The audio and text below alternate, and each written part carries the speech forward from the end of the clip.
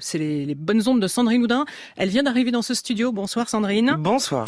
Et ce soir au programme, Jules, dictée coquine, figurez-vous. J'ai un peu peur. Non, vous rassurez-vous, ça va le faire.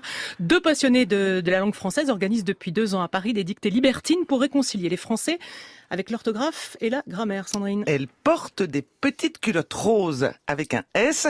C'est quand même plus sexy qu'elle achète des pots de fleurs orange, pas de S, quand on parle des accords de couleur. Elle s'est permis ou permise d'apporter son godemichet. C'est quand même plus glamour qu'elle s'est permis ou permise d'écrire à son banquier pour les accords de participe passé. La dictée coquine, c'est rendre excitant un exercice qui, en tout cas dans nos souvenirs d'enfants, ne l'était pas forcément. Alors l'érotisme n'est qu'un prétexte, en fait. L'idée, c'est de progresser. C'est ça, Aurore Ponsonnet et Sandrine Campès écrivent elles-mêmes leurs textes. Elles y insèrent toutes sortes de pièges et à l'issue de la séance, évidemment, on corrige tous ensemble et on explique. Ces dictées font 400 mots, elles durent 2 heures, chaud devant. Bonjour, c'est votre première dictée? Bienvenue. Ici, il y a de la place, par exemple. Tu veux un stylo? T'en as un? Qui n'a pas de stylo? Ils sont une cinquantaine à lever le doigt. Allez. Là, vous êtes un peu à l'école, là, tous, là. Ah ouais. C'est plutôt bien. À 50 ans, on a pu l'occasion de rencontrer une copie double perforée avec des grands carreaux, une marge rouge comme ça, quoi. Vous approuvez? Parce que moi j'adore. C'est un petit parfum d'enfance, quoi. On sent presque l'odeur de la colle. Je vais distribuer les copies. Alors il y a un numéro. Vous préférez quelle dictée? Celle de l'école ou celle d'ici? Ah bah, y a pas trop de doute à avoir, quoi. Je suis un membre actif, comme on dit. Je pratique aussi souvent que possible. Et vous aimez ça? Ah, mais on peut prendre beaucoup de plaisir avec un stylo. Il a tout dit, c'est l'intérêt de la dictée coquine, Aurore Ponsonnet. On organiserait des dictées sur la gastronomie, peut-être ça attirerait moins de monde. Vraiment, les Français et l'érotisme, bon, c'est une histoire d'amour, hein. On a peut-être tous rêvé, si on avait une prof de français un peu sexy, qu'elle nous dicte cunilingus, hein. Est-ce que vous êtes prêts? Oui!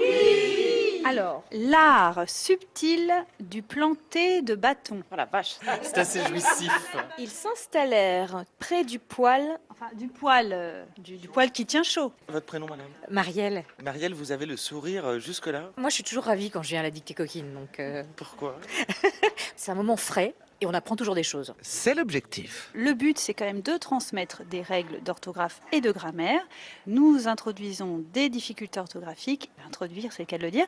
Callipige, comment s'écrit callipige, qui veut dire à de belles fesses. Ityphalique. Une statue ityphalique, c'est une statue qui a le sexe dressé. Et cunilingus, est-ce qu'il faut un N ou 2 N à cunilingus? C'est vrai qu'on le fait, mais on ne l'écrit jamais. Mais c'est dommage. Est-ce que vous pourriez répéter? Quand il apparut derrière elle, Derrière elle. C'est chaud, hein. dans sa culotte soyeuse, Est-ce qu'il y a un point après soyeuse ou pas? Il y a quoi après culotte? sentit la cyprine. La cyprine. La mouille. Sympa. Sur ses doigts, point. Les doigts de qui? De Maxence. Ils ne purent retenir plus longtemps l'orgasme. On y vient quand même. C'est un mot sympa, ça j'aime bien. 2 ans de dictée coquine, 2 ans de succès. On écrit beaucoup plus qu'avant. Vous savez, avant, il y avait des secrétaires, on écrivait sur du papier, on pouvait corriger, se relire, on prenait le temps. Maintenant, on est tous sur un ordinateur, on est tous en train d'envoyer très très vite les courriels. Les correcteurs sont surtout pour l'orthographe lexicale. Donc les gens savent qu'il y a un problème en orthographe, ils veulent juste trouver un moyen peut-être différent de s'améliorer. Vous avez des doutes, madame? Oui, il s'était tourné autour. Est-ce qu'il y a un S à tourner? Pas de S. Moi je mettrais un S. Il s'était tourné autour de qui? De ce. C'est un COI, un complément d'objet indirect. L'accent aigu, on n'accorde pas. C'est vraiment vicieux. C'est une vraie dictée coquine. Tu vois.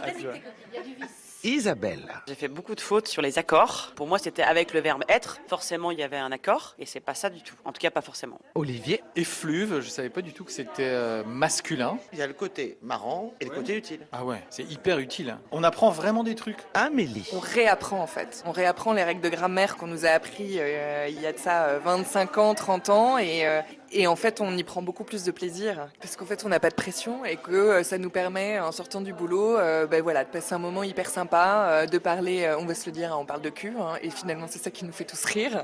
Donc c'est très bien. Ouais. C'est marrant.